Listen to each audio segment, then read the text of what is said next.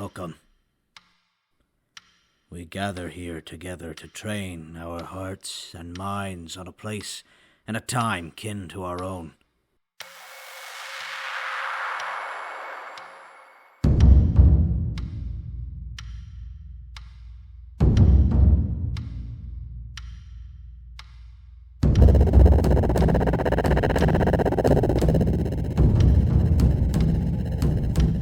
Cursed, it seems, to succumb to their own desperate and tragic end.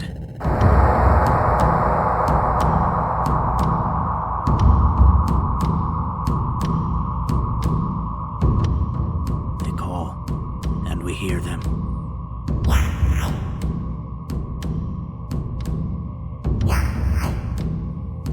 They are hurt, and we accept their pain.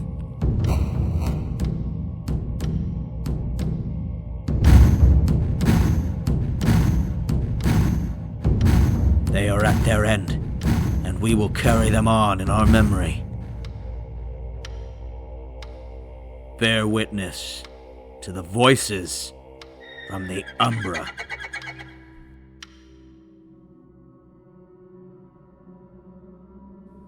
Introducing the Green Thumb.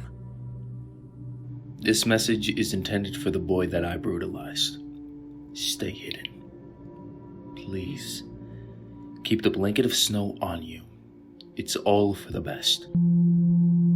Some people still go out and look, just in case. But it doesn't happen with hope. They're body hunters now. Everybody knows it, even if it's never spoken aloud. The doctor doesn't seem to know anything more now than he did before. Carol Ann told me that if he did know something would have already been done. But he wants us out. That's painfully obvious. Even among the disgruntled masses, we're the only puzzle piece that doesn't fit. Change the record. Right. Carol Ann brought up something interesting today. She brought up how chaotic our little family group here seems to be lately. The fires, the graffiti, the disappearance of a child, the fact that the hunting party still hasn't returned. Only a day late, but still. She told me the accidents often happen in chaotic places. She's right. She's absolutely right. That's just what happens in chaotic places. People have accidents. The doctor might have an accident. He works himself so hard, after all, maintaining his control. You have to wonder. You just have to wonder. You have to wonder what this group would do if they walked out of their houses into the cold air and saw him crumpled in a heap on the ground, slipped in the night, hit his head. Frozen solid. Or maybe the pyromaniac would take things a step further, string him up to a light post. Like a fascist. Like a failed leader, like a captain tied to a mast and forced down with the ship. Or maybe, just maybe a maniac would simply sneak up behind him, hold his neck until he gets limp, cut the tongue, the eyes, the ears, the nose, remove the hands and the feet. Carve a beautiful design into his skin. Flowing veins and trailing leaves and bright, beautiful flowers. I wonder what would happen if they saw something like that. But maybe I won't have to wonder for long. This message is intended for that boy that I brutalized. Maybe you were nothing but a good start.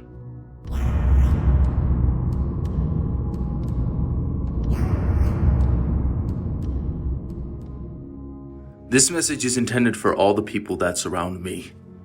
Keep it up, please. The crazier you look, the less attention it paid to me. It's so kind of you. Today there was a fight. I didn't see what started it, and nobody let me close enough to hear the whispers. The animals have started to eat themselves. Oh, that's what hunger does to them, I guess. I didn't see the beginning, but I got there before most people. 2 men. Kids nearby, I think 2 fathers, one of them with a big beard and one with an orange hat. They were only circling when I noticed. A worried voice told them to stop again and again, pleading with one of them, both of them. One big swing. The man with the beard missed with the one big swing. He stumbled and fell, and when he almost back to his feet, the knee of the man in the orange hat caught him in the mouth. His head snapped backwards, and even from my point of view, I could see the blood spray and at least one tooth fly. The worried voice was screaming now. Others were running, and nobody was prepared for this. Orange Hat followed Big Beard to the ground. Big Beard put his hands up, but couldn't stop what was happening. Orange just hit him, and then hit him again, and again, and again. And the worried voice wasn't alone. Others were screaming now. And somebody was running ahead of the others, somebody who must have known Big Beard and liked Big Beard. He must have, because he ran straight up to the 2 of them and stuck a knife into the orange hat. Straight into his temple. And everything froze. Everything stopped on the dime. As if it was choreographed. And the orange hat raised his shaking hand and felt the knife sticking out of the side of his head. He tried to pull it out, pulled himself over instead, and didn't move. And the only noise was the snuffling breath of Big Beard. Big Beard was broken. Big Beard couldn't breathe too good anymore. The man with the knife helped Big Beard to his feet. I didn't think he'd make it, but somehow he was steady enough to shuffle away, leaning heavily. A group of people took the children away, more left after that. A trickle and a flood until finally there were only 3 of us left. On one side of the body, Carol Ann and myself. On the other side, the doctor. We made eye contact, our longest in months. His eyes held sadness and blame. My eyes, I'm sure, held betrayal. As he approached the body, Carol Ann and I turned and left. He won't find any help from us. This message is intended.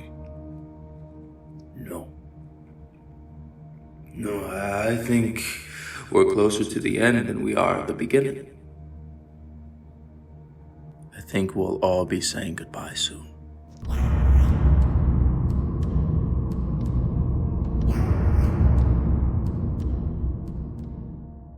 This message is intended for the doctor.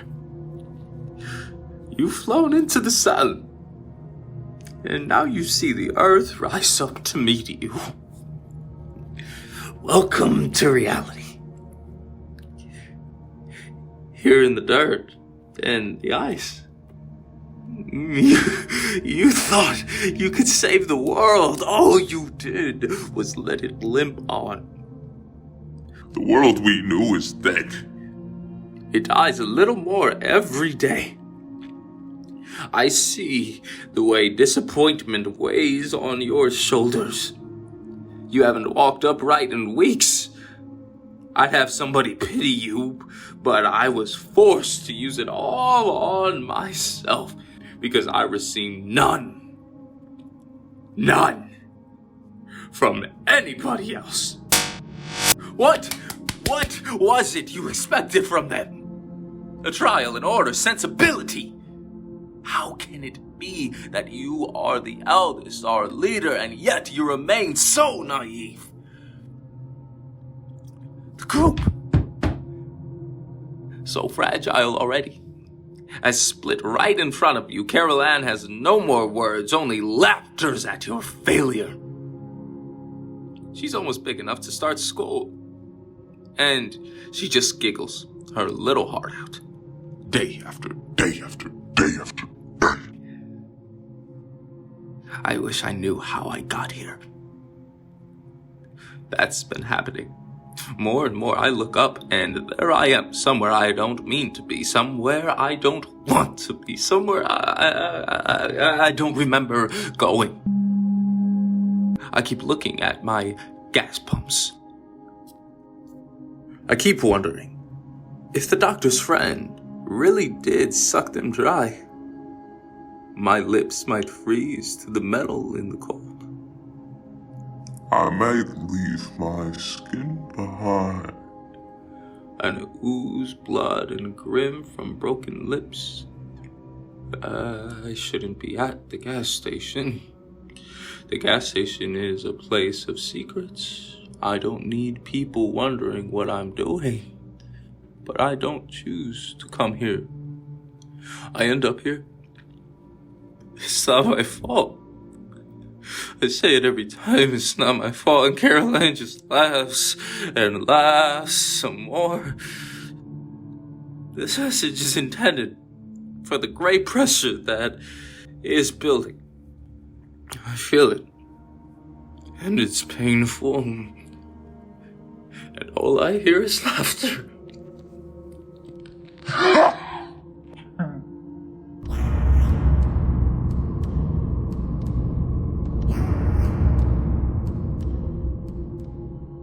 This message is a warning nobody will hear. This message is intended for the animals that replace all the people in the city. In my city. This message is intended for the doctor and his stable of vermin. If you follow the tracks out of Lincoln, before too long, a couple hours, you start to notice a pattern. Field, small town, field, small town, field, small town. Caroline is quiet. I've never seen her quiet like this before. Quiet and filled with rage, hate, with cold fury enough to chill the air around us. Even now. The laughter stopped when the rocks started to be thrown. Everything went so bad so quick. And I can barely remember what started it. One moment I was watching a work crew. They were taking railroad ties to burn, to fix things, to have. And suddenly Carol Ann was laughing harder than ever. I turned and I could just make out the doctor. Walking with a ladder. I can see her point. Even now, I can see her point. It's funny. It's such an innocent thing. An elderly man walking with a ladder. And yet, it was the worst thing in the world. I knew where he was going before I even started to follow him. There could have only been one place. I wonder what finally clicked in his head. I wonder, why now? By the time I reached him, he was beginning to climb, but he heard my footsteps. He froze. The three of us looked at each other. The only sound was Carol Ann, still laughing. The doctor asked me. He said, "What am I going to find up here?" I didn't answer. I only looked at him, looked at his eyes. They were sad eyes, set in an old face, attached to a broken man. "It's my responsibility too," he said. But I didn't have anything to say to him. He told me, "I hope you know I did my best for you. Despite everything, despite the world, I tried." The doctor kept climbing, and I watched him as his fingers touched the top of the island. I put my foot into the ladder, and kicked it to the ground. He hung just for a moment. That's all his fingers could give him. Then a brief moment in the air, and then a wet crack on the frozen concrete. I think I began to walk after that. It's all a little hazy. Carol Ann's laughter sounded like it was coming from everywhere at once. Then the first rock hit me in the back of the shoulder. I turned and the people had all become animals. And I ran until they stopped, and then I walked. And now I'm here. And I keep thinking I'll just keep going. This message is intended for the doctor. Goodbye. Farewell. Amen. Introducing the Animalist. I know what we're gonna do when we find him. I've seen it in the dreams at night, and I feel it in the desire that's attached to my core. We're going to implant him with new life. We're gonna wrap ourselves around his body like Bug Pup did to me before we became this. We're gonna cut right at the base of his head, right where the spine meets the skull. We're gonna cut. And I'm gonna bring something up from inside myself and attach my mouth to the wound. And let the toxin within me flow into another. We're gonna watch him as he writhes and kicks and wriggles, as the muscles jerk and spasm without his control as they finally go still. As everything finally goes still. As he realizes he will never move again. And he can't even scream his terror out into the world. I don't know what's pumping into my neck, but it fuels the fantasies. And the fantasies fuel the feet to walk. And the walking fuels the excitement in our whole being. And the excitement travels up my neck and into my head. And the whole cycle starts all over. In my dreams, we stand over his body and look down at the eyes, desperate to show terror, but forever locked in glassy submission. Twin suns, one rising, one setting, cast insane shadows across the landscape.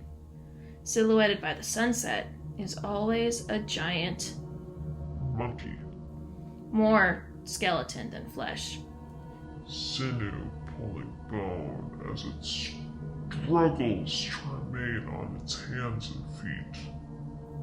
Opposing it in the rising, A great deer, proud but hungry. its ribs showing easily and its eyes wide with desperation. The egg laid inside the man hatches, and an endless snake pours out. I wake and continue onward. We live a life of hunger. For now.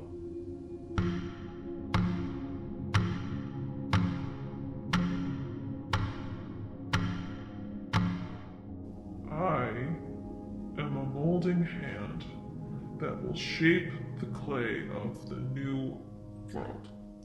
I will be raised on an altar, and those who have the thought capacity to worship will do so, even as I die and they take pieces of me into their mouths and let me become again inside of them. Even as they breed with one another and pass me through into their children and let me be natural within their minds. Even as any who might have laid eyes on me are lost to time and the cruelty of the world, turning me into myth, I will be the legacy of a new race, reborn for a new world. I will be the mother of a species not yet known. I will lay my offspring into the corpse of this world, and I will watch on lovingly as they devour it. And then, well, when I begin to think of things like that, I tend to look at the sky. I look at the sky and I think about how many other worlds might be out there. How many more children could be fed with all that sustenance. I'm running out of places on my body to scratch new patterns into, so now I divide my time between picking off the scabs and licking away the blood. It doesn't quench the thirst, but it quiets the mind momentarily, and the walk becomes peaceful in my new world.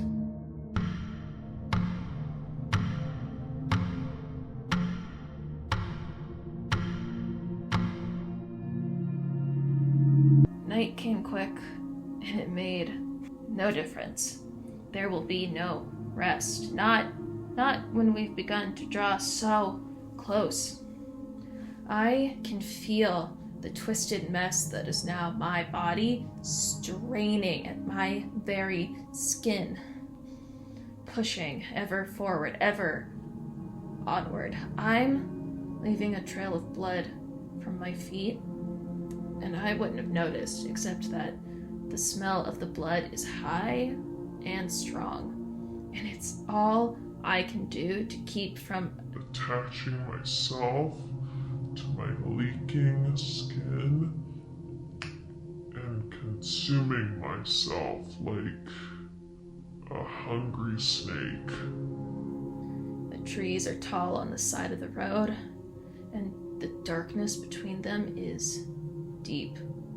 Some former piece of my brain, unnecessary now, screams in its muted voice that I should be frightened of what might lay in the darkness between the trees. It doesn't know what we've become. It doesn't know that when the world broke, it gave birth to nightmares, and I am the greatest dream of all. It's interesting to contemplate the past with such a new perspective. I didn't engage with this man for so long due to a fear that he might do something terrible to me. And now that I want to do something terrible to him, he's always out of reach. That's what passes for humor in the new world. There isn't a punchline if there isn't any suffering. At some point, during the sunset, I think, I found the remnants of a deer, something. Maybe a fight with another deer, maybe something else. Something had broken its jaw and it starved to death. So skinny, it could barely even float up after it died. I snapped its antler with my foot, and I pierced the side of the rotting beast with it, and I worked my hand into the hole, and I drew it back, a rusty red-brown and dripping. Something needed to feed. I needed to feed, I think. But I've licked the hand clean now, and my attention is continuously drawn to my feet and the trail they're leaving. This is a journey fueled by blood.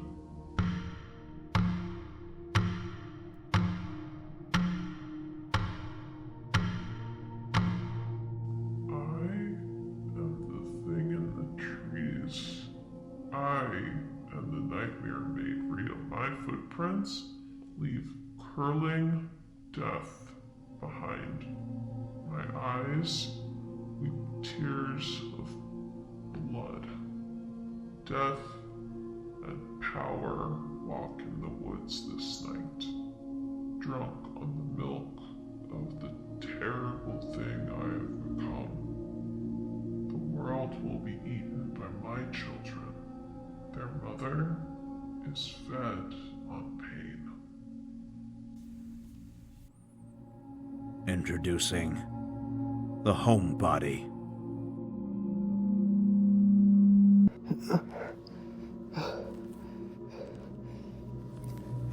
Never really thought I'd know what dying feels like. I've always figured I'd be asleep, or it happened so quickly that I wouldn't have a chance to think about it. I've had a real long time to think about it, though. Guess that's all I've been doing for hours here, is thinking about dying.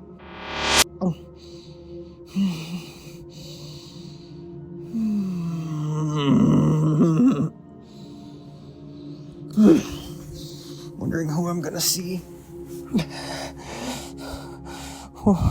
Wondering where I might be going. Wondering, I guess, if there's anywhere to go at all.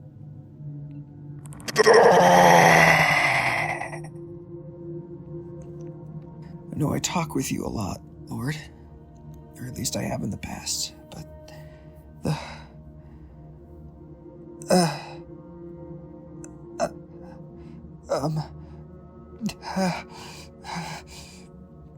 very fact that I'm in this, everything that's happened, who am I talking to? I always thought there'd be some kind of love at the end, some kind of peace. This isn't peace. Isn't death supposed to be peaceful? Aren't things supposed to happen in a certain way? Isn't there supposed to be a plan? I don't know if I'm clear or foggy. I don't know if I'm actually saying words or if I'm just babbling or moaning or maybe not making any noise at all. I don't know.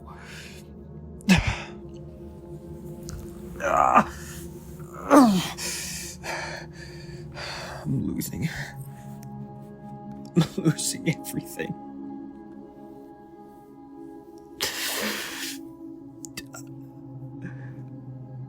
I don't know how to die. Living was always so... not easy, but it made sense. Eat, drink, sleep, love, maybe if you get lucky. How the hell do you die? Nobody ever told me how to die. What the hell is wrong? Why don't I know how to die? When everything is pain, the pain gets very boring very quickly. And it's only been a few hours. The sun is almost gone in the sky. I can look at it. I can look at it even if I don't want to, because it's me. And it's mine. And I can't even tell if it's hurting anymore because I don't think I can feel. I don't think I have feelings. I think I'm lying to myself about that. I shouldn't do that. There's so many bugs. They like the blood. They like it so much that some of them are drowning in it.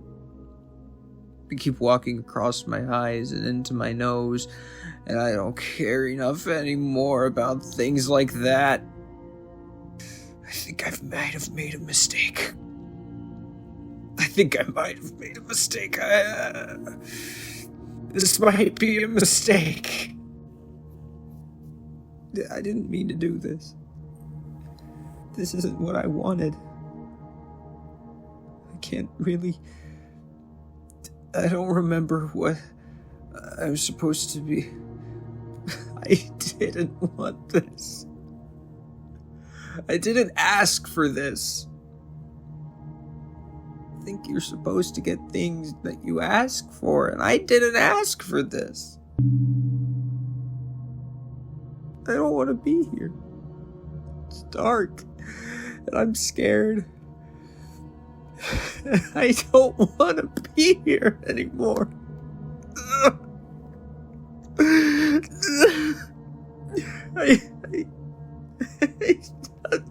I don't want to be here.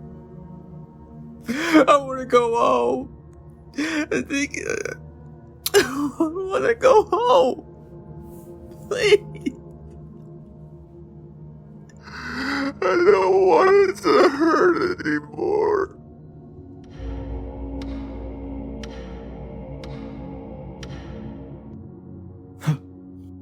There's something in the trees. I know it. I don't know how I know it, but I know I'm right. I think it's out there in the dark night, hiding behind the trees. It's coming for me. I think it's been coming for me for a long time. I keep falling asleep, I think. I don't know how long the night has been happening for.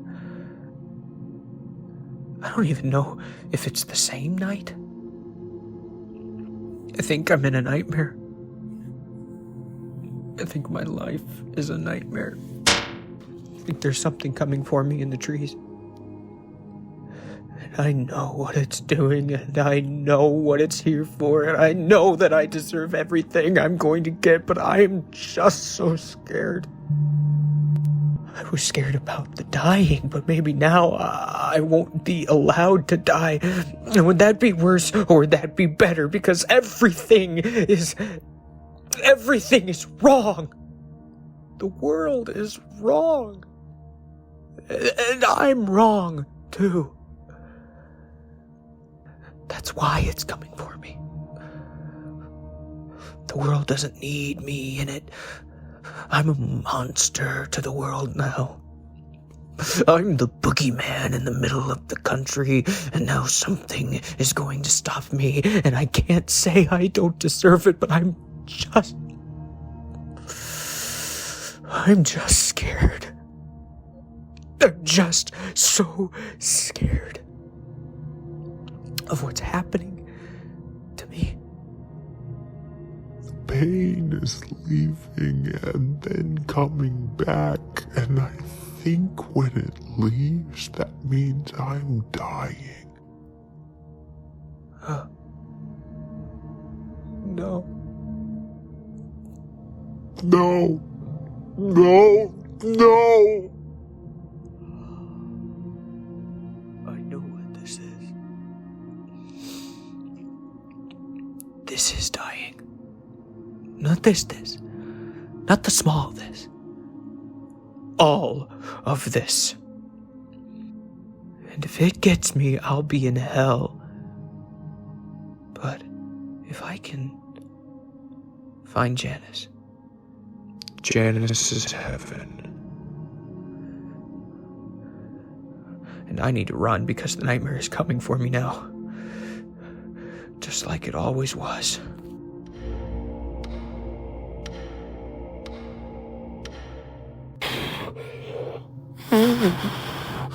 I can do it. I can do it. Pain is in the brain. Pain is in the brain. Brain pain. I have brain pain. I only have brain pain. I need to go. I need to go now. I need to go right now. I can't go. I need to go. I can't do it. I can't do it. It just hurts so. It hurts so.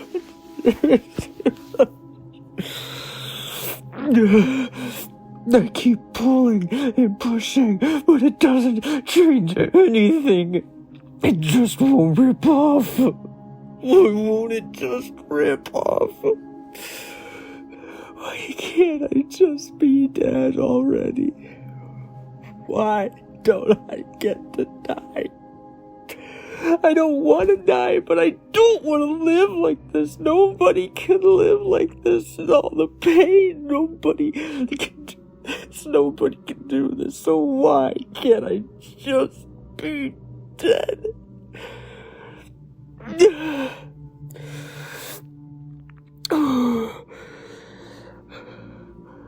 I can do this. I can do this. I have to do this. I can do this. I have to do this. I can do this. I have to do this. I have to pull. I have to pull now. I have to pull. I have to pull now. I have to pull. I have to pull now.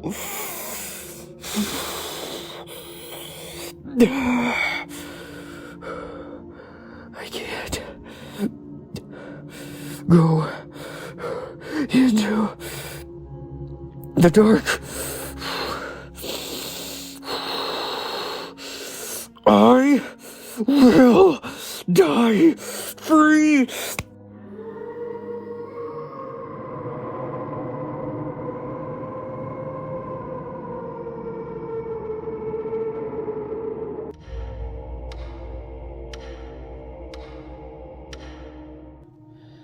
One more tonight.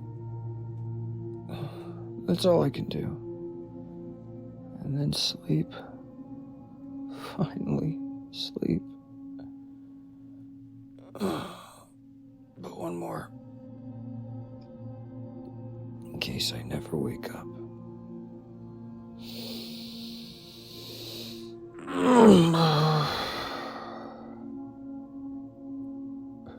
If I could cut off everything below the shoulder, I would.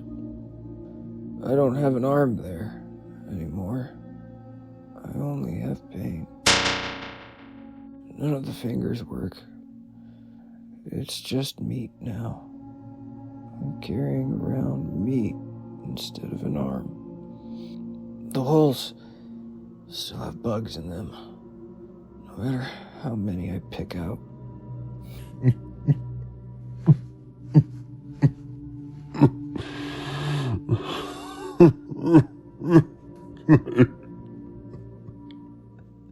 I finally pulled hard enough. I tried to do the smart things. I wrapped it up, the meat, and I took their car to get away from the nightmare. And I drove. I think I went north.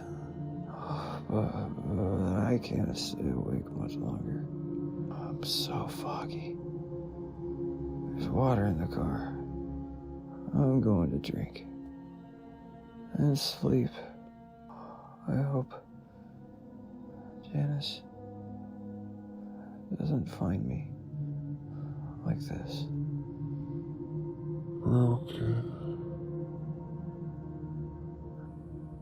Introducing G.I. Jane. Combat Report 001. Happy New Year. Happy new life. Everything is chaos below me.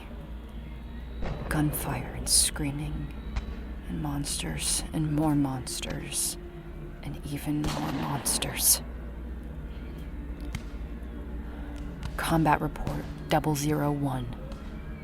I think I've unleashed hell. What did that scientist say so long ago? Now I am become death. I think I understand that scientist, because the mudmen just keep coming. It's been hours. They still keep piling in from the south. Slowly. Relentlessly. Combat Report 001. One and done, I think. If this isn't the end, if there's more after this is done. If this doesn't work, what do I do then? Allow the unreality to take over my mind again? Take a short flight from a tall building and leave this world to the monsters that own it now? I suppose I could ask the things that live around the edges of my vision, but I wouldn't want to bother them. They're as interested as I am in what's happening below. Everybody's just waiting to see what happens as the world ends over and over and over again.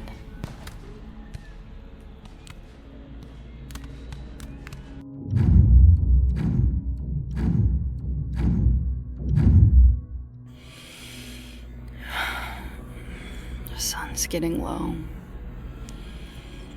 The day is gone and I'm fading with the light.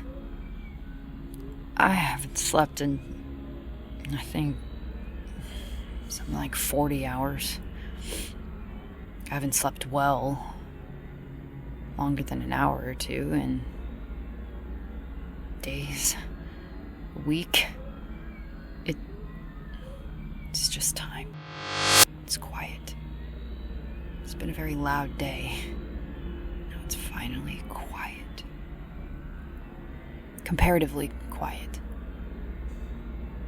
A bunch of moaning mudmen lowing themselves in the street is nothing compared to the guns. And the explosions and the fires, which are still burning further to the north, but I can't hear that, so it's quiet.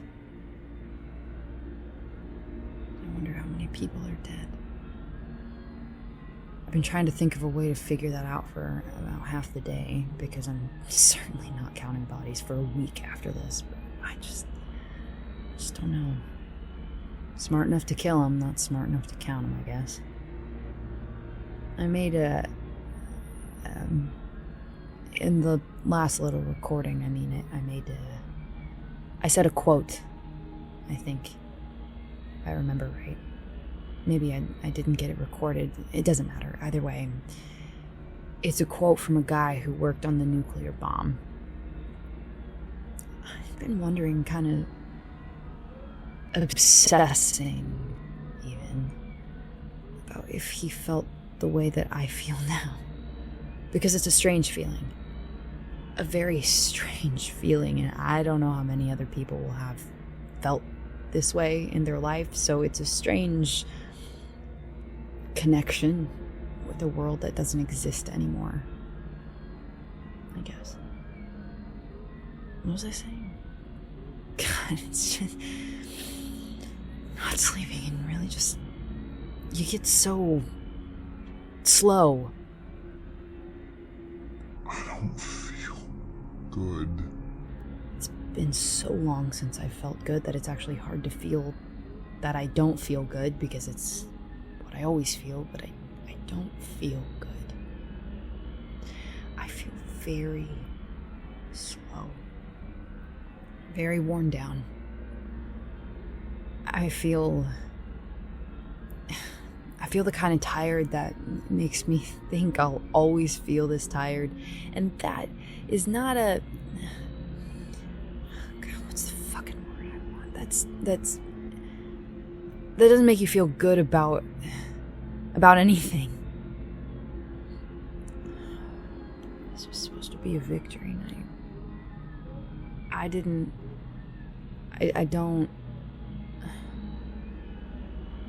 I guess I didn't think it would actually work deep down.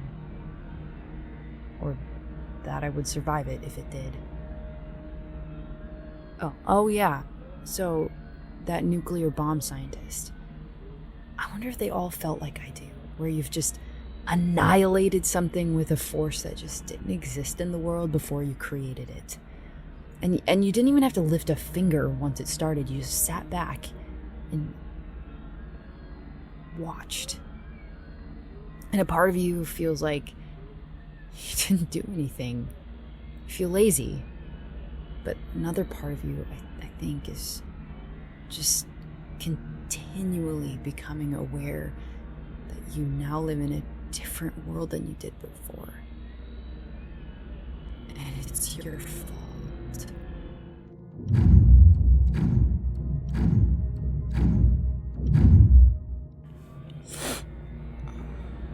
At some point, I suppose I'll have to get down from here. I'll have to do something again.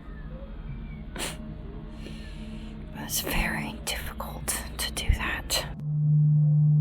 Normally I wouldn't record again so soon. I usually don't, but something just occurred to me. I don't know why I didn't realize it before. I guess I was focused on what I was doing. I spent years at the top of this island. I don't remember much of it, but I guess it's honest and fair to say that I grew up on the top of this island. I made it back here and traded my mind for survival. As a part of that, I began killing mudmen whenever I could, however I could. I learned, and I dedicated myself to the task, and I became very good at it. In fact, I might be the best in the world at it, even now. And since I was the best at it, I was able to start moving south and thinning out their numbers as I went. And eventually, when I went back to places I had been before, they were clear. And they remained that way because I was winning. I was succeeding. I got to a point where I had a lovely little safe house. I had a routine. I had a good plan. I was insane, but despite that, I was thriving as much as one person could be expected to, despite the world. The mudmen were dying in greater numbers every day, and every day I found new supplies, new ways to get food, new places to go where I could briefly let my guard down and do something that almost seemed like relaxing. It took me the better part of a decade, I think, to do all that. Today I destroyed all that work in less than 12 hours. That is... I don't even have words for what that is.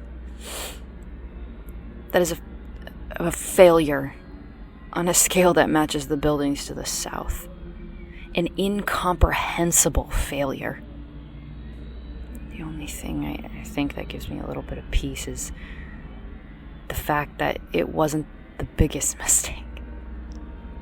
I think the new people leaving me alive was a bigger one, given everything that has happened, which helps, but not much. Today I burnt down my house because of an infestation. No, I didn't even do that. That would have been better. So much better. Today I tried to fix an infestation in my house by stuffing it full of even more bugs. Now I don't want to go into my house, even though I have nowhere else to go. And I have the nerve to be surprised about all of it. I have the nerve to think that I got a bad deal. I don't know if I've ever been so calm while experiencing such a large amount of self-hatred. I think I'm gonna go to sleep now. Maybe, if I'm lucky enough, I'll just die in the night and all my problems will be gone. And the world can just slip into the long dark of the shadow. I'm not feeling very lucky tonight.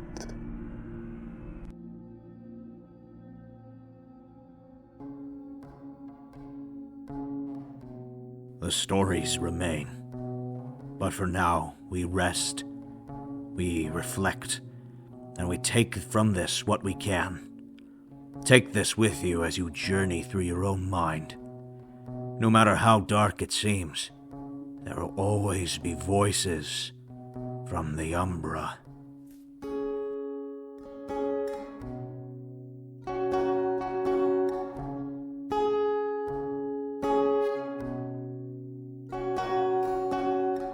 Voices from the Umbra and the Think Tank High Council would like to thank the research team, who so bravely connected to the individual voices themselves at no small personal risk.